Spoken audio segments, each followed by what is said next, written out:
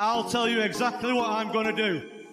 I'm going to go to Paris. I'm going to be sat front row for Cyril Gane against Sergey Spivak. I'm going to beat the winner, and then I'm going to beat John Jones. I have the utmost respect for Stipe, what he's done in his career. And John Jones, on the contrary to what people might think. But they don't deserve to be fighting for the heavyweight title. Dana White and everybody else can say whatever they want. Right now, they're definitely not the best. So let's stop talking all this bull like they are. When John Jones started talking about retirement, he started talking about Alex Pereira. Nothing, dead silence. As soon as he mentioned me, our crowd erupted again. In my opinion, obviously I'm a little bit biased, but I think this is the biggest heavyweight fight in UFC history, and this is what the people want to see. To beat John Jones, the most important thing you need is good eyes, good reactions, be able to see everything and do everything and react really quick. And of course, it's been pretty interesting, all the stuff that John Jones has been saying to the media this week, and I'm sure there's more to come, but check out these. You're beating guys who aren't even champions, and you consider yourself a champion. He's not a champion. So John said I need to fight more champions, but this is the problem I've got. John is the champion, and he won't fight me. And he says that he won't fight because it's too much of a gamble. Aspinall to me is no different than an Olivia St. Prude or Dominic Reyes or Anthony Smith. Be like just another up-and-comer that's exciting right now. And I'm not into gambling my legacy for what's exciting. And John, if you're not into gambling your legacy, that to me sounds like you're scared of losing against me. I had a meeting with Dana. So in all honesty, I was expecting him to come and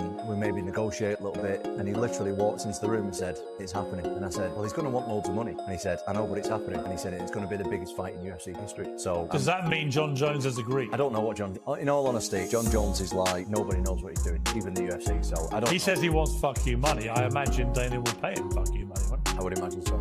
I mean, I can't speak for Dana. He will be. Would you get fuck you money? No. How much would you get for that fight? I don't really care about money at this point. I mean, obviously, I've got a family. I want to make as much money as I can. But to me, what's more important is unifying the belts. I mean, even before the fight, I said if he won, there's no way John doesn't do this fight. John Jones isn't afraid to fight anybody. Would you guarantee 100% we see that fight? Yeah, I'll say 100%. I am 42-year-old Stipe, man. Yeah. John knows it, and John's a lot smarter than a lot of you people think. John knows exactly what he's up against. When you say that he's a lot smarter, are you referring to the fact that this is part of the reason why he's playing hard to get? He knows how the fight is going, or going to go, or will go, and that's why he's saying all the things that he's saying? Yeah, John's just flirting with everybody. John's being a sassy little flirt over there with everybody, and it's great. It's fantastic. I love it.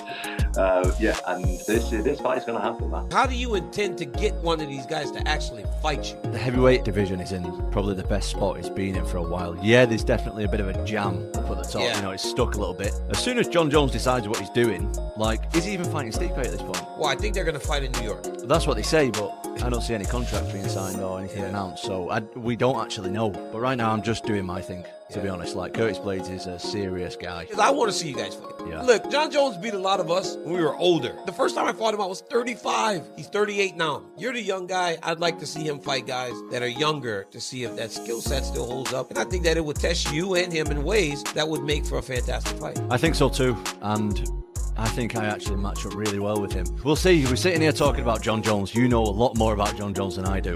John Jones is a tricky guy, so we don't know what he's going to do. But when he shows up to that cage, then he's as good as they come. Ultimately, getting him to that cage sometimes isn't as easy. That's right. I just spoke to the boss man, and who wants to see Tom Aspinall versus John Jones? Tom, that would absolutely be the fight that the world wants to see.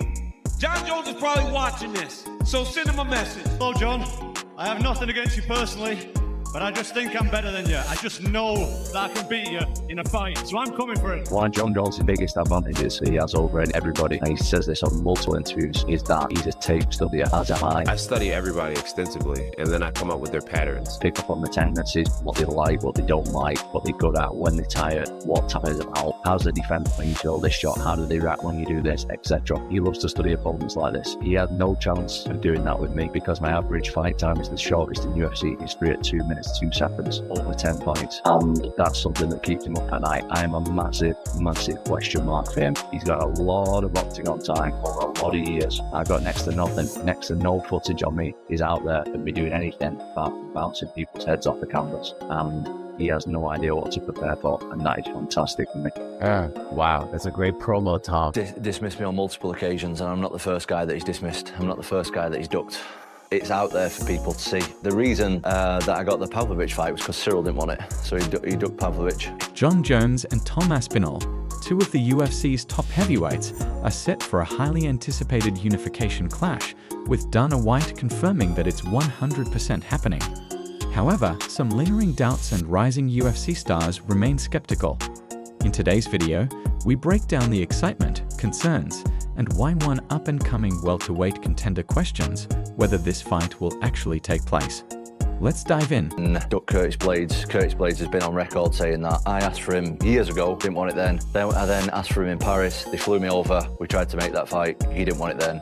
And we'll see what the UFC want to do. Anyway, first of all, we'll talk about Jon Jones. What he generally does with this style is he's very long, 6'4". I mean, not as tall for a heavyweight, but he fights kind of here and does a lot of this kind of stuff. And his attacks are very varied. So he'll go this way on the front leg. He'll go here. He'll also bring the head kicks up. He'll fake the takedowns, come in with the spinning elbows. Also, he's grappling. So if Joe goes against the fence, a lot of the time what Jones does really, really well is once he gets his hands together on a double leg, it is so difficult to break that. So he'll be here, he'll set up the double. Once his hands are locked and he starts to pull his opponent away, he almost always finishes the takedown. Then, as we've seen against Cyril Gane, when his opponents sit up, he's got such a strong front headlock from here, sprawling his leg back. When he gets to this spot, he's heavy here, and his ground and pound is some of the best that we've ever seen. Some of the best elbows in MMA, period. Absolutely, really, really devastating with his elbows. Let's have a look. Is he going to be able to implement that against someone like Stipe? Yeah, against Cyril, there maybe was a path. Oh, there we see him. Look, with the oblique kicks. All right, look at this. This is so painful. That's what I was going to ask that question. This is unbelievably painful. That one that there, wrecks. boom. That absolutely wrecks, honestly. But yeah, this is really interesting because he's not a heavyweight. That's the point I'm trying to make. He's had one at heavyweight against a path of least resistance against Cyril. We don't really know. And he literally walked into the room and said, it's happening. And I said, well, he's going to want loads of money. I know, but it's happening. And he said, it's going to be the biggest fight in UFC history. Does that mean Jon Jones has agreed? I don't think so. Jon Jones is like, nobody knows what he's doing, even the UFC. He says he wants you money. I imagine Dana will pay him you money, won't he? I would imagine so. I can't speak for Dana, but I would you get you money? No.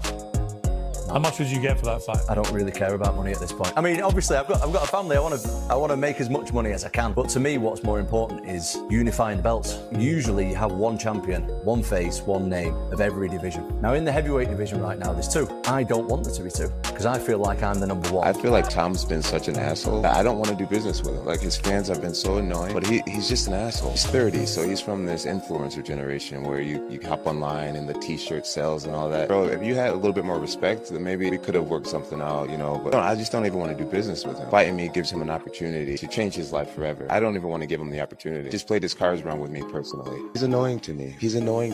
And that's my own personal, he annoys me. I get to you guys, you find it entertaining, but I find him annoying and I just don't like him. And at the end of the day, if I give him the opportunity to fight me, I want to be so compensated. I want to say, I want that you money, honestly. And that's just what it is. That's just what it is. Or else my life is perfect without him. I don't need him at all, and he needs me, and that's a good place to be in a negotiation. Okay, so I feel like narratives have been created that just truly aren't there.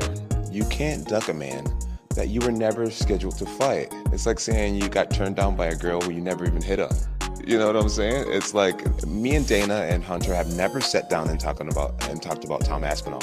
He's never been on my radar. I mean, just a moment ago, it was him and Sergey that was fighting. And Sergey could be in this position right now, and I would still be in the same place.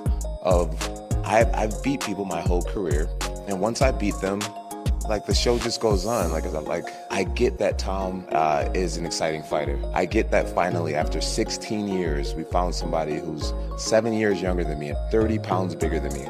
Like, we finally found someone who may give me a great challenge. And everyone wants to see it so bad, but for me, it's like, what's in it for me? He changes nothing if I beat him. I think fans are dreaming about Jon Jones and Tom Aspinall. That's the fight I think they're dreaming about. Yes. I think that if Stipe wins the fight or Jon Jones wins the fight, the way that both of those guys are wired, I think they fight Aspinall. So we'll see. You know, Aspinall to me is no difference than an St. Prude or Dominic Reyes or Anthony Smith, be like just another up and comer that's exciting right now. And I'm not into gambling my legacy for what's exciting. I want legends on my resume. You know, Aspinall to me is no difference than an St. Prude or Dominic Reyes or Anthony Smith be like just another up and comer that's exciting right now.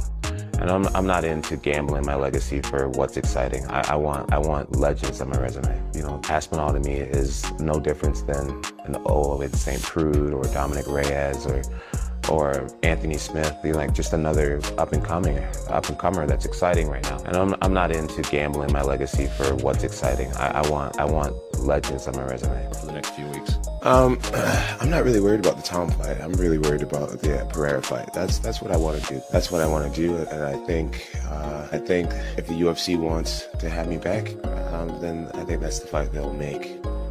I've been really clear about my intentions. That's what I want. And I mean, I just feel like anybody would understand at this point. Like, you know, I'll retire the heavyweight belt if I have to. It's like, dude, give the guy what he wants at the end of the day, you know? And I'm not talking to Dana directly. I feel like I'm at a place now where, you know, like I want to take what I find to be super fights. I don't want to fight dangerous up-and-comers anymore. I want to fight dangerous, established kids. I feel like Tom's been that I don't want to do business with him. You know, it's just like his fans have been so annoying. And obviously you don't get this far in a career being affected by fans or whatnot. But he's just, you know, with his going through the whole shebang with him, I'd rather not do. Pereira on the other side, respectful, cool, barely says much. It's like I'll do business with you. I would risk it all with a human being like you. You actually have the accolades to back up your. This other guy is just a big mouth who's hot today. There's been so many guys who's hot today who are just gone, you know? Sergey was in the same position not too long ago. Now he's starting to fall off already. I've just been around this. I'm the best heavyweight in the world. Prove me wrong, John. If you think you are, prove me wrong. Simple, nothing personal. I ain't hating on nobody. I'm the best heavyweight in the world. If you think you are, let's settle it. Simple as that. Stipe wins the fight or John Jones wins the fight, the way that both of those guys are wired, I think they fight Aspinall. So as far as retirement, the idea for me is to go out there and beat Stipe. You know, how rude of us is it to just be completely looking past Stipe already? So the main goal is to get past Stipe. And if I can do it in a really dominant, devastating fashion, then the desire in my heart will be like, okay, now it's Alex Pereira. And if the UFC doesn't want that to happen, because ultimately it's the boss's decision, then it won't happen. And I'll just move on with my life.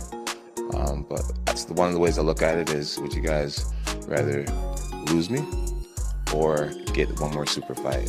And the only super fight that makes sense to me, not to everyone else, but to me and my team, is Alex Pereira. Whether or not you would fight Tom Aspinall, whether you retire after this fight. I know we'd all love to see you keep going. How do you feel right now? You know what? While I got the moment, while everybody's cheering and so happy, I want to acknowledge Jesus Christ. And I know that there's millions of people around the world watching right now. And I just want to let you guys know that Jesus loves you so much. That's all I'll say about that. And as far as my future in the octagon, I decided that maybe I will not retire, and that I have some conversations to have with Dana and Hunter, and we have some negotiating to do. And if everything goes right, maybe we'll give you guys what you want to see. I'm proud to be a great American champion. I'm proud to be a Christian American champion. Aspinall and Curtis Blades fights the winner of John Jones, Stipe Miocic. Absolutely.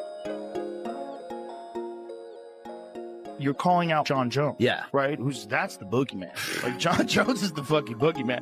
When he fought Gustafson, he had almost no training camp. They said he barely showed up, talked to Jackson about it, and Greg Jackson himself, he's like, he didn't even train for that fight. He pulled that fight off in the 4th and 5th rounds. That's when he really turned it up. So you're talking about a guy who hasn't even been training. And then you saw the real John Jones in the second fight. That's motivating. I defended interim title. Yeah. Helen Brown defended it twice.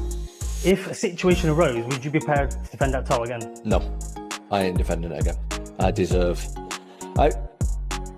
in a tough spot because John Jones is going to come back in a few months. So the Undisputed is going to be active. If the Undisputed is active, I should be fighting for the Undisputed next, and I won't move on that.